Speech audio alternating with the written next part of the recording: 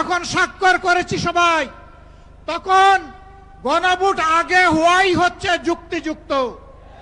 এর মধ্য দিয়ে আইনি ভিত্তির পাটাতন তৈরি হবে ইনশাআল্লাহ।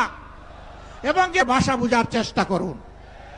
আমার ভাই আল্লামা মামুনুল হক সাহেব বলেছেন, লড়াই করে ফ্যাসিবাদ বিদায় করেছি, লড়াই করে জনগণের দাবি আদায় করব। আমি স্পষ্ট ভাষায় বলতে চাই, কোনো দলের নয়, জনতার বিজয় হবে ইনশাআল্লাহ।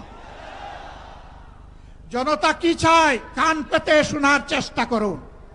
যদি এই ভাষা বুঝতে ব্যস্ত হন, তাহলে নিজের পরিণতির জন্য যে বুঝতে ব্যর্থ হবেন তাকে তৈরি থাকতে হবে। আমরা কথা দিচ্ছি বাংলাদেশের জনগণকে, আমাদের সহযোদ্ধারা আমাদের হাতে এনে মুক্তির প্রাথমিক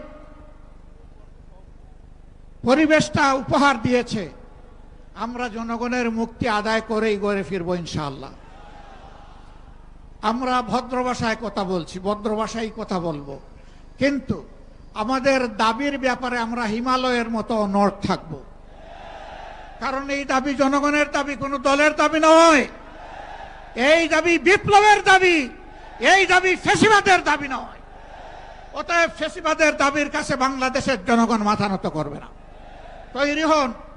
যতক্ষণ পর্যন্ত জনগণের দাবি আদায় না হবে, আমাদের আন্দোলন দুর্বার গতিতে চলতে থাকবে ইনশাআল্লাহ। আজই শীর্ষ নেতৃবৃন্দ এই মিটিং এর পরে আমরা মিলিত হচ্ছি। পরবর্তী কর্মসূচি যথাশীঘ্রই আপনারা জানতে পারবেন।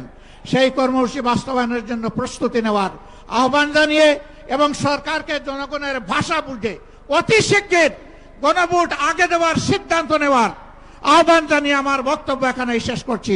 আল্লাহ হাফেজ। বাংলাদেশ জিন্দাবাদ। আর দলীয় আজকের এই সমাবেশ জনগণের দাবি আদায়ের পাটাতন হোক। আসসালামু আলাইকুম ওয়া রাহমাতুল্লাহ। সংগ্রামী